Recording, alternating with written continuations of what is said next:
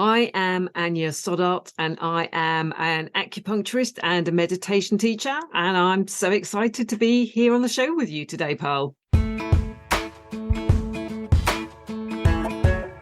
Hey everybody, it's Pearl, and welcome back to another Conversations with Pearl. And today is all about that continuing conversation like we do every day around self-care. And I have a very special guest coming to us all the way from the UK. So excited to have Annya Stoddard with us. She has used her mindfulness meditation to support her mental health throughout her whole journey in setting up and running her acupuncture business. And I love acupuncture business, as well as in her personal life. She set up her own acupuncture clinic 14-ish years ago. That is so awesome, specializing in pain relief. Alongside acupuncture, she also offers lifestyle, exercise, and mindfulness advice so that her patients can recover quickly and look after themselves better than when they have been discharged. So welcome to the show, Annya. Thank you. So tell us a little bit about yourself, your journey. What led you to do what you're doing today over 14 years ago? So I decided to become an acupuncturist when I'd had enough of my previous job. And the job was just not giving me any joy anymore. So I decided to have a complete change of what I did. And I went away and trained for a degree in acupuncture. And I had been previously self-employed, well, I don't know, probably might even be longer ago than that, as a fitness instructor. And I knew that I really enjoy being self-employed. So I thought acupuncture suits me from that point of view, because that means I've got control over my own life. I don't have to ask permission to do training if I want to do training, or if I need time off, I can take it. So it just gave me a lot more control over my everyday. And I get to do the things that I really enjoy, which is helping people feel better. Okay, so everybody's listening. Did you hear what she said? She left something that did not bring her joy, and then how she's doing something that she loves. And that's so important to remember that, you guys, is that when we are in something that just doesn't fill our cup or allows us to be that shiro that we often talk about here on the show, you got to change it up. You got to figure out what is that, because you only get one shot at this life. And if you don't go for that, like Anya's done that, you're going to miss out on so many things. And now she's doing this beautiful thing that she loves to do. And I just think it's a great reminder for all of us to take that and really listen to that. Let that sink in for a few minutes with you. If you're sitting here listening to the show today, if you're watching this on YouTube and you truly are not feeling like your cup is filled with what you want to do, that's the time to start looking at how do you take those next steps to start doing what you love to do. And Annya, I'm so glad you reminded us of that as well. That's so important. So tell us a little bit about, first of all, I'm a big fan of acupuncture. I love acupuncture. When my older son played football, I used to have him go see an acupuncture pretty much almost after every game, if not at least twice a month, he would go in just to get some treatment.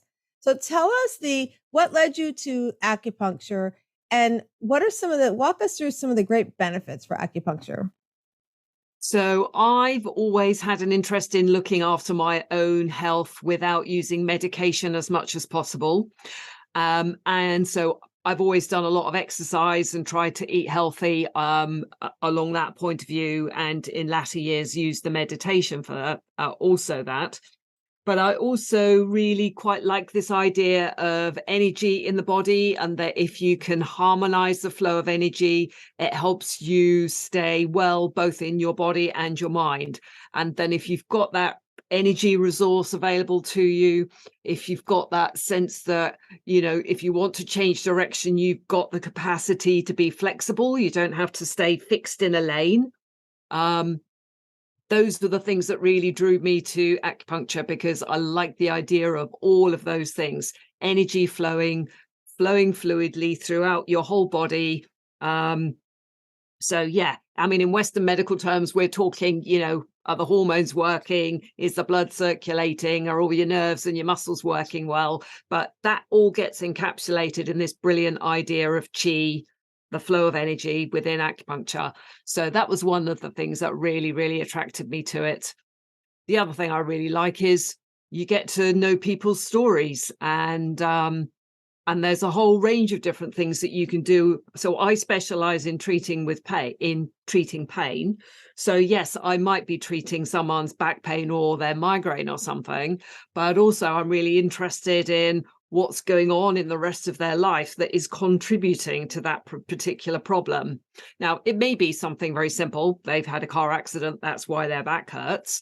But often there are other things going on with members of their family or how things are at work that are making them unhappy. That creates stress, that creates muscular tension, that blocks the flow of energy in your body. And so acupuncture is a really good way of just trying to open up the conversation, open up the energy, get things flowing, in a 360-degree way through their life. And you're right, so much, especially I love coaching and working with women on that whole health and wellness piece also in the life coaching that I do. And we talk about that, like what stress can do on your body and how, if we don't get that under control or find a way to manage the stress, everything starts affecting, your back, your joints, your eating, your gut, everything can be so affected by it. And having things like acupuncture, I mean, one of the benefits I found for acupuncture, and this is what I actually got introduced to acupuncture, was one of my offices I had when I first started my business was in a health and wellness practice. They did thermography. They did, I did the weight loss part of it. They did massage, but there was an acupuncturist in there, and Angie was just amazing. And I remember I had vertigo at one point and it was not going away. And she's like, and I had never done acupuncture, thinking, for those that are sitting there thinking, oh, I don't want to go, those needles in my body. That was my thought process. And Angie's like, no, come here. So she had me come in the office and she showed me before I even got on the table, here's what we're going to do. And she just kind of did some points on my body. I was like, that's it? She's like, yeah. I'm like, oh my God. So I literally got on a table and I started, I would say that's like 8 years ago. And I started doing that acupuncture and it helped so much with my vertigo. I got vertigo about 1.5 years ago around that time again. And so that was one of the first things I did went to my chiropractor, did all those things for that whole health and wellness for my body. But you're right, like the energy and the stress that messes with our energy, can wreak so much havoc on us. And having acupuncture, I also like to do, oh my gosh, now I'm completely drawing a blank on it. There's another thing I love to do. It will come to me, but I love to do those in combination because I feel like it helps me feel so much better. My energy is better. My thought process, like the things that are coming to my head. Cause once we start thinking positively and we can release some of these things, it just makes a world of difference for our body. So I just love that. So Annya, what do you say to somebody who's like, hasn't done acupuncture before and they're like, I don't, just like me, might have been like me, scared to death of needles. Walk through when you have that client come to visit you, how do you put their mind at ease? Usually it's exploring the issues that are going on with them and they get to know me and they get to trust me. If I ask someone, do they want to see the needles before I treat them? Usually they say no. So I get people who say, do I need to believe in it? And I'm like, no, belief has got nothing to do with how effective it is. It's a physical effect on your body and it's not created or affected by whether you believe it or not. In fact, non-believers, they often respond probably the best, if you like. So it's not about the belief in the actual needles itself. It's explaining the process that I'm going to go through. So often it'll be, I am going to nourish all of the major organ systems in your body. So work with your heart, with your lungs, with your liver, with your digestive system. And we're making sure all of those systems are communicating with each other and working as a team. All of them are pulling their weight. And if there is an area where there's a particular problem, when the needles go in, they are asking for equilibrium. So if there's if there's too much pain in an area, we're asking for that to be turned off. If there's too much inflammation and it's time for that to get calmed down, let's calm it. If there isn't enough blood flow in an area and the muscles are aching because they've not got enough oxygen or enough glucose, we want to get that blood into that area. So the needles do the work, if you like. They go in, whatever equilibrium is needed, let's get this balance going. So that is really what I'm doing with the acupuncture, and that's what I explain to my patients. And so usually they're like, okay, I get it. It's quite straightforward. There's nothing complicated about it. And then I get them lying on the couch, and then they go, have you started? And I'm like, yeah, there's half a dozen needles in you already. And they didn't even notice. I'm laughing because that's exactly how I kind of felt. I was like, oh, they're already there. Like, I didn't even know that they were in me, and you know what, for me, I found it so relaxing. Like, it was just so calming. And so it's such a great, I love to go for a massage. And for me, I almost equate it to a massage. It was just that relaxing for me. And it's something I make sure I do, in my self-care as well, is to make sure I continue my acupuncture. And there's like you said, there's so many great benefits that come from acupuncture itself. And no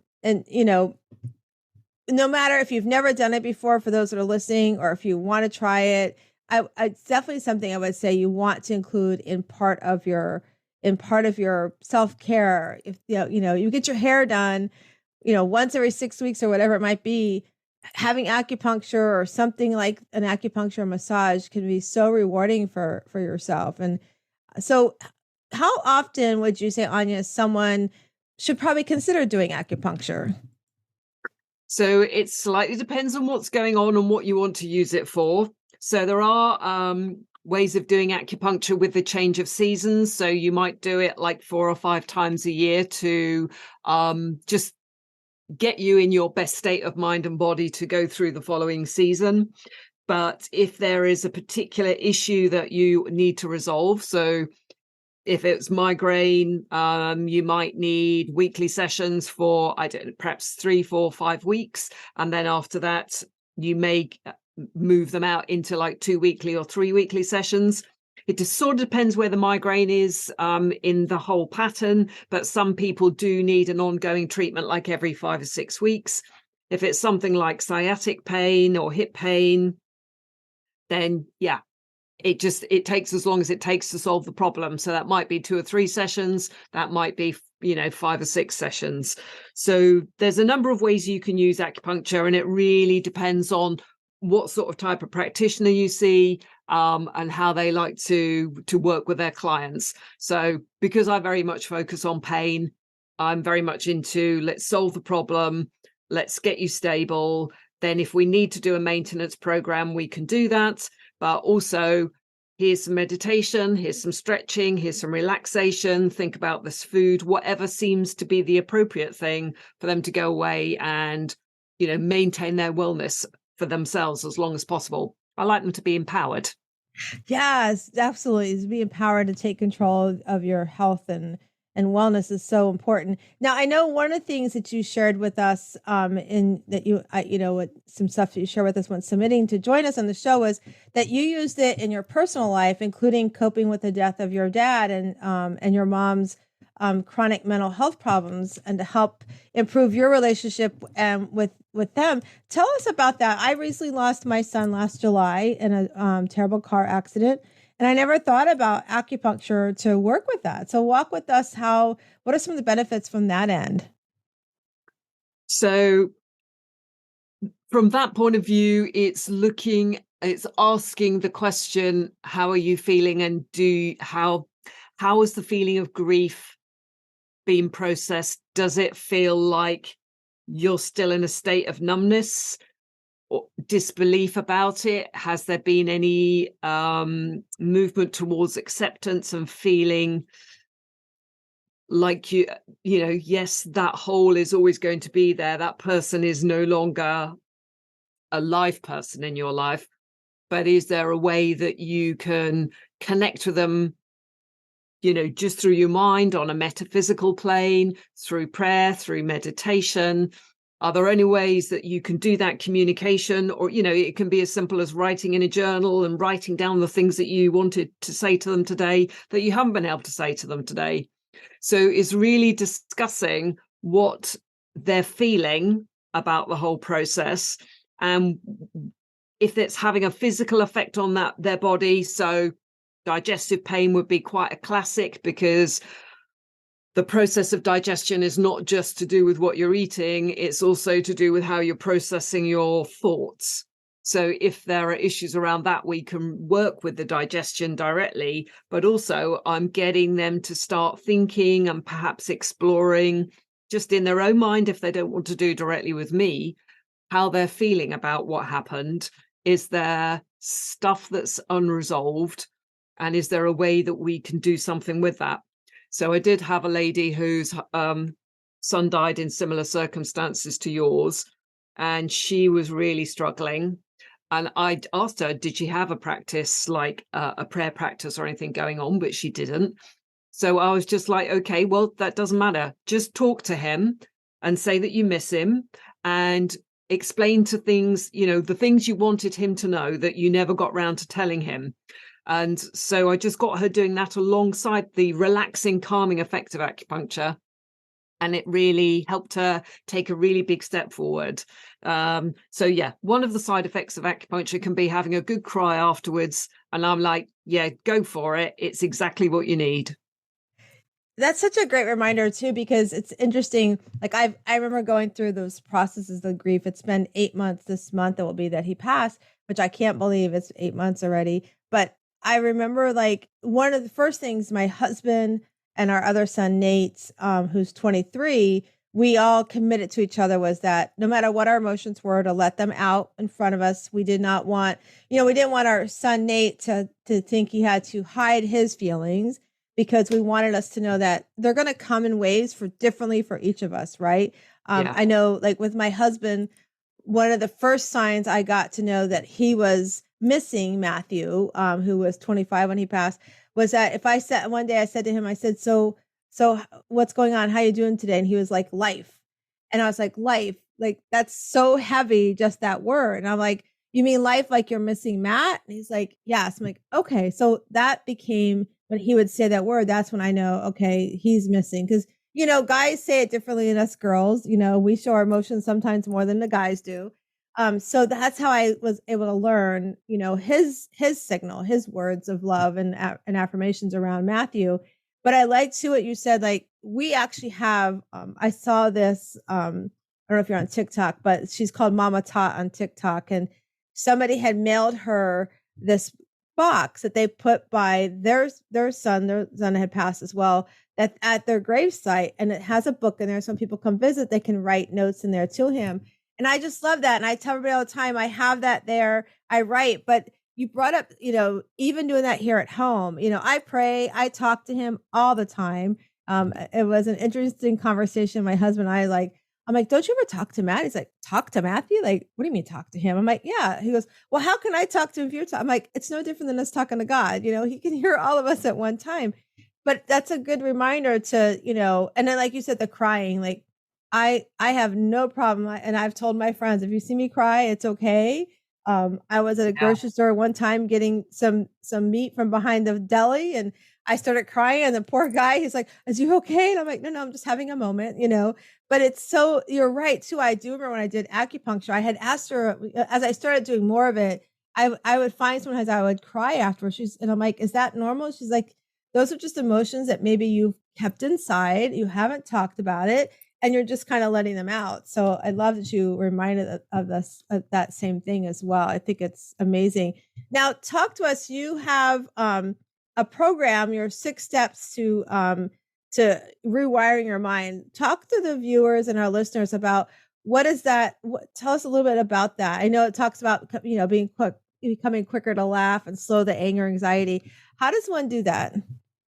So this is about learning to use meditation, not just as something to calm yourself down in the moment, but to use it as a tool for understanding yourself better.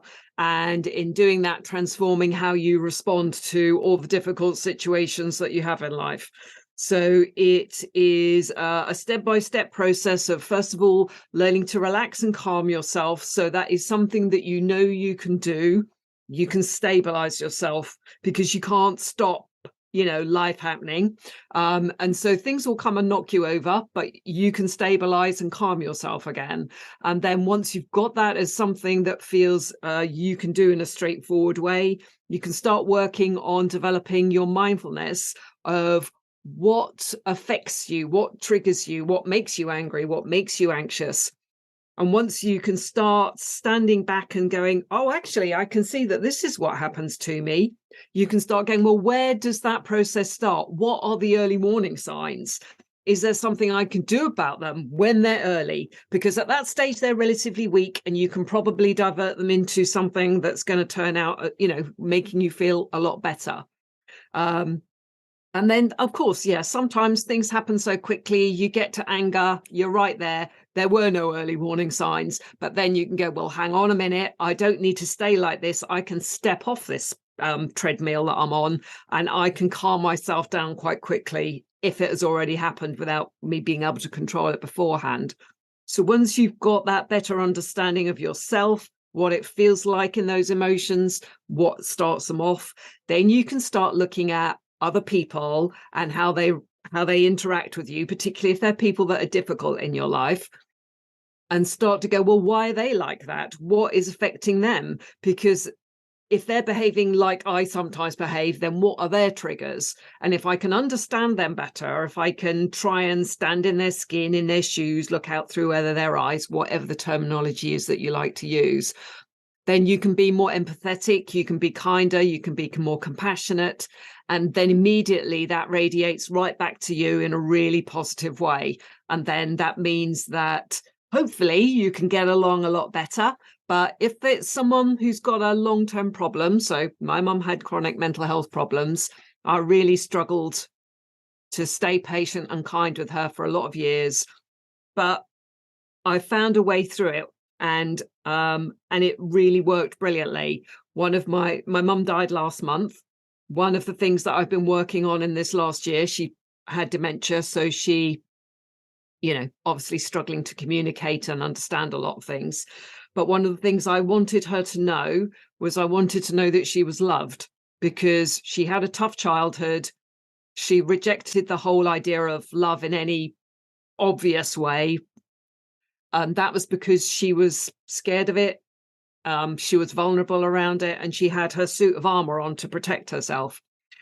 So in the last year, whenever I saw her, I was trying to act in a physical way with love. So, touching her with love, giving her a kiss goodbye, which was something we never did in our family. So not actually saying it, because the saying wouldn't have worked, but the expressing would work. And then when we knew it was her last hours, that's not true, actually. Even before that time, I would start my meditation every single day with "I love you, Mum," and sending that vibe out, so that I hope that she received it. And then, in her last hours, that was just continuously sending that to try and make that moment of passing as easy, as smooth as possible as it can be, because you're going into the unknown on your own. Well, that's a beautiful explanation of that. And I'm sorry about your mom's passing. It's so hard when we lose our loved ones, and, my son and your mom.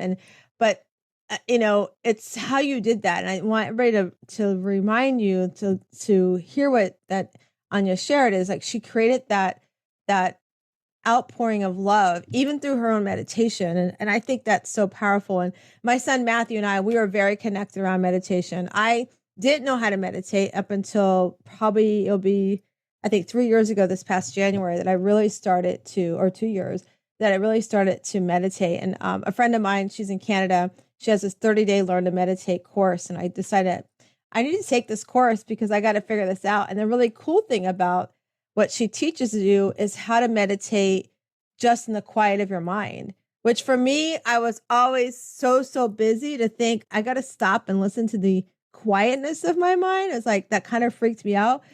But it was the most amazing thing in the world, because I realized I didn't need music. I didn't need to talk to anybody, that I could quiet my breathing. I could quiet my stress. I could quiet all the anxiety or things in my life that felt like might've been in a whirlwind at that moment. Like you said, I could get off that treadmill and be like, I've got this. I know how to ground myself. I know how to recenter myself for my day, for my hour, for my minute, whatever that was. And that's carried me through so many things. But one of the things I always love when I love to share about when I started meditating is she did a meditation with me.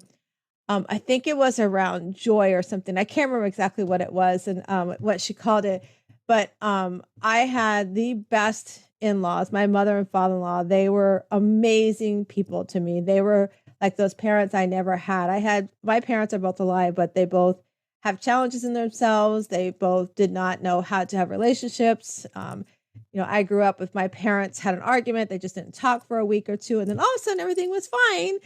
So communication was not anything. From 14 years old, I pretty much took care of myself. I moved out at 17.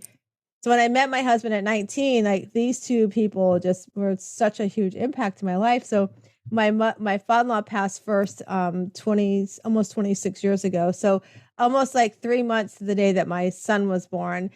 So I always tell everybody that my father-in-law sent Matt to us because we tried for 10 years to have a family, and we adopted Matt in August of 97. So then when my mother-in-law passed, it was pretty quick. It was long. She was supposed to come home, but she passed pretty quick. And so I remember I was doing this meditation, and my mother-in-law's sister, who was one of my favorite aunts out of my husband's aunts, she passed almost to the 9 months that they were born. My mother-in-law, my Aunt Olga, and Uncle Rob were all born like so many, like those 9 months, 10 months apart from each other, right? And they died pretty much the same way, which was so interesting.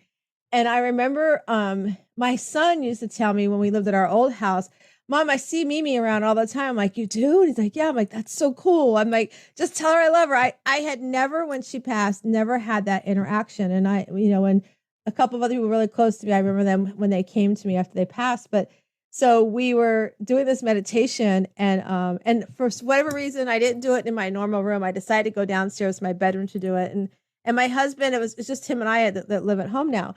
And when I came out, he's like, what were you doing in there? Like, I heard you laughing. I thought you're supposed to be quiet during meditation. And I was telling him a story that while I was meditating, like my mother-in-law came to me in the middle of my meditation, and it was so amazing. And I said, and then your aunt came to me and she's like, I'm okay. We're all together. And I said, then Uncle Rob. So Uncle Rob can never say the word ridiculous. He would say ridiculous, right? And I said to him, I go, the funny thing that I was laughing about, and even my friend who was teaching me meditation, so she stays with you on Zoom and watches you meditate to help you walk through it, right? She said, you were laughing, you were crying, you were laughing. She goes, it was the best meditation to watch ever. And she says, well, you were really laughing hard at one point. I said, yeah, that's because Uncle Rob came in. He was like, this is ridiculous. Don't you see me here? It's like, so it was so powerful. And it was so powerful that I remember when my son passed, and I share the story because I want everybody to know that sometimes we can take a step back from meditation if we feel like we have to. So when my son passed, I didn't want to meditate because I was so afraid that he was going to come into my meditation and I might not have been ready for it, right? And my friend reminded me, Sharon, she's so dear. She's like, Pearl, you have learned the art of meditation that even if he came, you would be prepared for it. So you're good to meditate. And so I love that you share that story with your mom, like setting that up, because I remember when my mother-in-law did pass, like setting up and telling her, we love you, and that's powerful for the listeners too, to know that no matter what you're doing, even if you're in a relationship, like, right now, my parents, and we don't really I have boundaries around them, basically. I have strict boundaries around how I will be treated. And so our relationship is not what I would, as a traditional parent relationship is, but I still send love out. I still send that love out to them, that I want them to be safe. I want them to be healthy. I still send that out. So for the listeners, even though you have boundaries around relationships, no matter who it is, you can still send love out to them. You can still send that energy out to them, and they're going to receive it in the way they can receive it. But you can do that and give yourself that, that peace, because like Annya said, you can't stop life. You can't stop the things that happen in our life, but we can control how we respond to them. And I love that you share that, Annya, as well. Yeah, it's fantastic that you can actually do that whole, in my meditation course, I talk about it as stepping back onto the mountain, so that rather than being sort of stuck in the deep of everything, you can stand back and then you can see the bigger picture. So if you can see, the beginning, the middle and the end of why something has happened, then you can go, well, actually, and now I can see that there's a way to negotiate through it. So you don't have to keep repeating the same things that cause you trouble, cause you grief every time. So yeah, having boundaries, sometimes that is absolutely necessary. With my mum, I had to support her emotionally from quite a young age. After she had my sister, she felt quite suicidal, had really bad postnatal depression. So I didn't feel like I did have boundaries, because I was trying to escape from her when I was in my teenagers and sort of early 20s. But by the time I got to my 40s, I'm like, you can't keep on like trying to run away or feeling angry every time you speak to her. You've got to try and resolve this, because my dad was getting older. I needed to spend time with him, but I couldn't spend time with him without spending time with her. So it was about trying to resolve that whole relationship with the two of them, but particularly trying to get round my anger with mum and how she was. And, when I look back at it, in a way I was lucky she didn't get to the stage where she really did commit suicide, because that can have such a profound effect on everybody that's left behind. So she had the strength to carry through that. And when she was talking about doing that, I was about 10 years old. So I would say to her every morning before I went to school, I'll see you tonight. And every night before I went to bed, I would say, I'll see you in the morning. So without me knowing it, obviously at that age, that was a mantra that I was giving her that I hoped would sink in and keep her safe. That's so beautiful. What a beautiful thing. At 10 years old, so young to worry about our parent, our loved one like that. And at a young age, and you're an example. That example is what I say all the time on this show about, we come into this world and there's a DNA that's already been set up, whether it's, whoever you believe in. For me, it's God, but whatever higher being you believe in, like they've already, sewn into your DNA what that talent is you're going to put out. And at a young age, at 10 years old, you were already doing the things that led you to do what you're doing today. Right. And so we have to tap into and to listen to that for our well-being. So like Annya shared, she did it for that 10-year-old child when she was just a little girl, and knowing that those mantras are so powerful. Right. And then now here you are today, Annya, and you're doing this acupuncture and teaching meditation and teaching your clients and us like how it can be such a good thing to do for our mental health and our mental well-being. And, it can be so powerful. And, often, like I say, when my son passed, unfortunately, he had I couldn't get in his phone. I couldn't get a hold of everybody that would be in his telephone to be like, hey, this is his service and everything. And we had two young men who came to our doorstep with about a week of each other, about 2 weeks after my son passed. And we had to give the news to them that he had passed. And one of the things they said is, I wish I would have called, like these things that they said about, we had a little falling out. I was trying to come by sooner, all those things that they said. And it reminded me that, you never know what somebody's going through. So always share, like you said, even if it's a mantra, but I'll see you in the morning. If you know somebody that's struggling, something simple of an affirmation of love can be such a powerful change in somebody's well-being. And so I think it's a great example to remind everybody that what Annya did as a little girl, she did that even paying it out for her mom, but she was also giving that little girl, that 10-year-old Annya, some peace. And then now here we are in this world, Anya's doing the next thing that I say all the time is, once you've learned that talent for yourself, you have to pay it forward to others.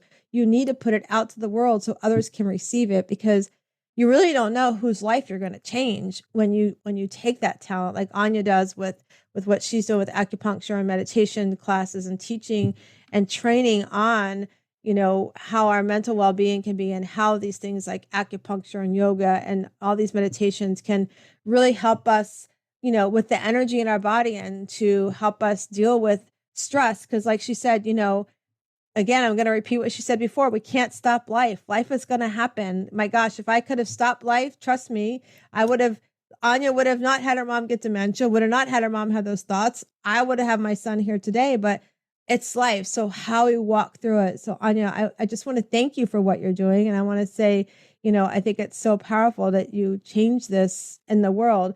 So what would you say to somebody who's listening to us saying, oh, that's all great, but I'm scared to death of meditation. I'm scared to death of taking some quiet time. I don't have time. Like they're judging themselves to make that time for self-care. What would you say to that person? Yeah, it's I think the thing is if you look after yourself, you can look after everybody else really, really well. So often the reason people don't take time is because they feel that they've got a lot of other people to look after. But if you don't look after yourself, who looks after them? So you need to have that time and energy for yourself. Otherwise, you just run dry and you don't have the capacity to, grown-up children that have got married, you think, and left home, and then they separate and they need a big amount of emotional support at that time. Or a daughter has a stillborn baby, she needs a huge amount of support at that time. So you need resources yourself to look after yourself so you can look after the other people you want to look after. So that's the reason why it's important to do it. And then the other way, the way I try to get people to think about meditation is it's not an extra thing you have to do. It's a multiplicity of really good things all happening at once. So it's you taking time out, it's you relaxing, it's you taking time to breathe, it's rebuilding your energy, it's giving you some clear head space, which means things that have been problems and you can't work out how to do them, suddenly those answers will be there.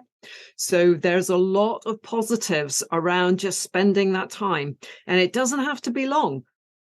I started with 15 minutes, and I think 15 minutes is just like a nice amount of time because it gives you time to unwind, gives you time to settle, rebuild a bit of energy, then you can go forward and do the rest of the things that need doing.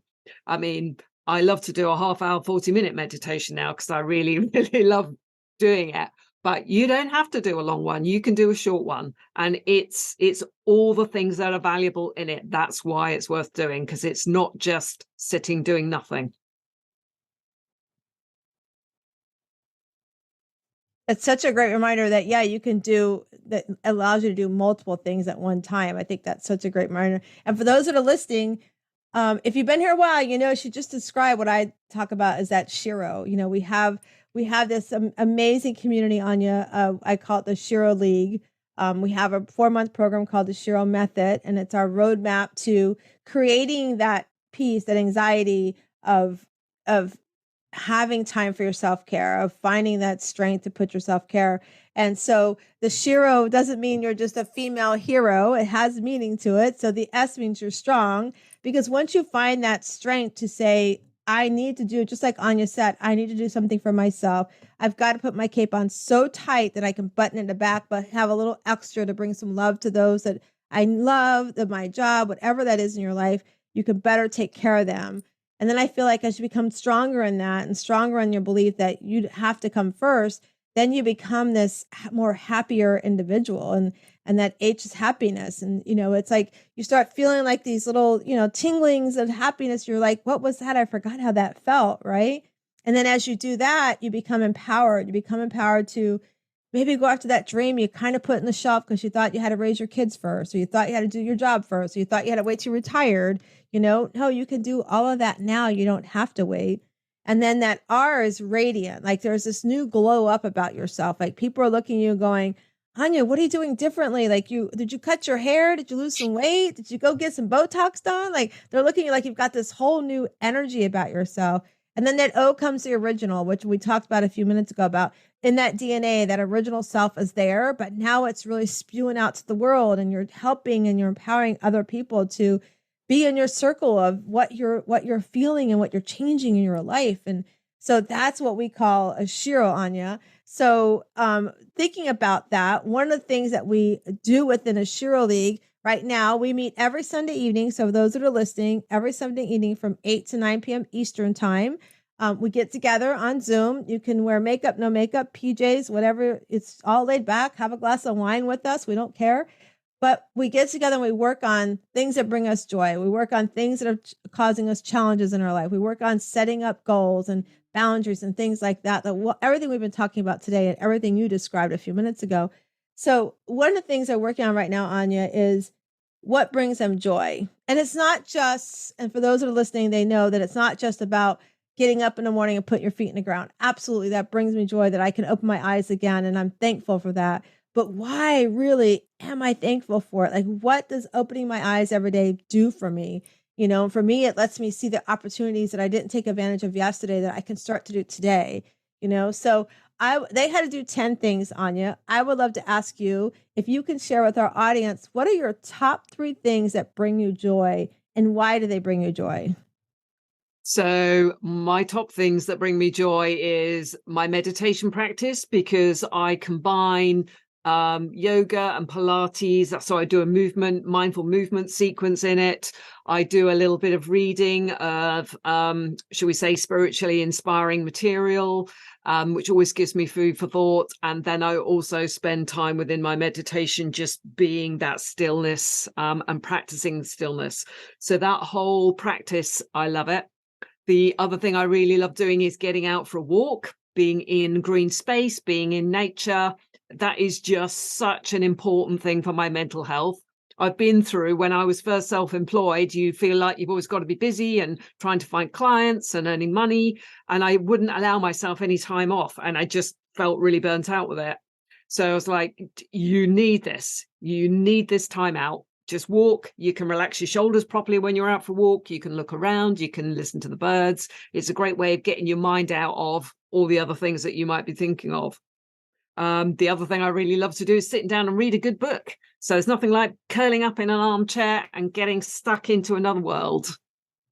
Those are 3 amazing ones. Like, of course, I love my meditation, and I try to meditate not once, but twice a day. I really try to do that. And if nothing else, in the middle of the day, I try to take time out to like do a breathing exercise, just to kind of like recenter myself. You know, my husband will laugh. Sometimes I'll even take like a 15-minute cat nap. He's like, how can you sleep for 15 minutes a day? I'm like, I don't know. I just do it. It's like my body is used to that. It's programmed to, this is our quiet time right now, just to relax and breathe. And I love that. And I love being out in nature. We moved where we are today about 2 years ago. We downsized. We had like almost 2 acres of land. We've got like 14 feet between us and our neighbor, but we're in a community where everybody walks. In fact, this morning I went to go for an appointment, and I rode my bike to the appointment because it's right in the front of the neighborhood. You know, I just love, if I can do a meeting with somebody, I'm like, hey, can we meet here? And then I can ride my bike to go meet them. So I love that.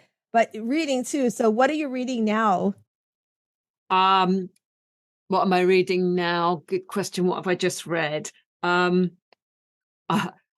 really like fantasy fiction novels. So I've just read a book called The Left-Handed Booksellers of London. So this by a guy called Garth Nix. So he's quite into like magic and having powers and things like that. And this book, there was lots of things that appealed to me about it because there were the booksellers involved, and that's sort of quite a quirky left field way of looking at things. But at the back of the book, he explains how he got the idea.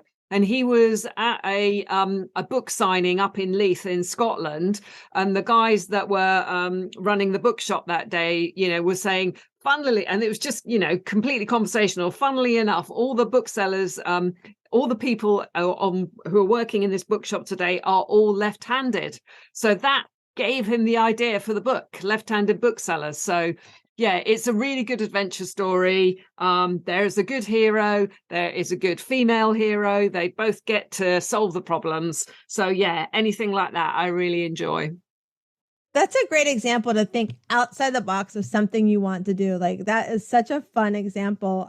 Right now I'm reading what's called the Smile Method. It's by Seth Elliott. And so it's all about, you know, it's a walking through grief. It's a great book, Annya, so you should check it out as well. But I looked at it in different ways too, not just for the grief walk that I've been doing with my son, but there's different ways in your life. So even if you haven't lost anybody, it's another way of, you know, looking at your life in general. You know, it's got some great pieces of information in there. So I love, those are great. That's a great fun book. I'm gonna have to look that one up. So I love that. So now one of the things that they have to do too, because we have our joy, right? We love to meditate. We love to read, go out for walks in nature. I have a front porch swing that I tell everybody, if you're listening and you live in the Riverview area, I have a swing. It's a twin bed. You can come sit there. I don't have to be home. So sometimes I'll be out there, or there's a school right across the street. I've had a few moms sit in the swing as well while they're waiting for the kids across the street. But one of the things that I love to do is with them is to talk about the not to do list. We create our grocery list. We forget our honey-do list, all these lists we create in our world, but we forget to create that not to do list. Those things in our world that we do every day that keeps us from finding and time to do the things that bring us joy, stops us from meditating, stops us from reading, stops us from getting outside. So Annya, if you had to think of something on your not to do list, what would 3 of those things be on your list that you would have to stop doing, and why? It would be don't carry on looking at emails. You can switch off from those. Don't carry on looking at social media. Go and do some yoga instead. Don't bother watching any telly. Sit down and get your coloring books out and do something with some wacky colored pencils. So just completely something different. Yeah, because if there's nothing particularly interesting or entertaining on telly, why just stare at it? Do something else, something creative. I mean, I'm not a particularly creative person. I can't make things, but I can color in. That's cool. Mine are, get rid of the shoulds. I should have done this. I should do that. Definitely social media is one of mine. I'm really proud to say that I found this platform that I can schedule a lot of my social media stuff out. So it helps me to do that as well and keeps me focused on that.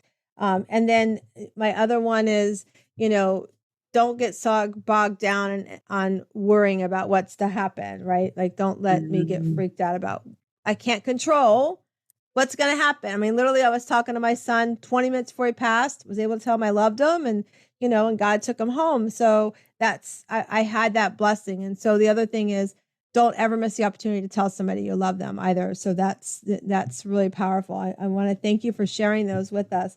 So thinking about thinking about everything you're doing, what do you have upcoming, Annya? And I try to remember, did you have anything you want to share with the audience that they might be any kind of freebie?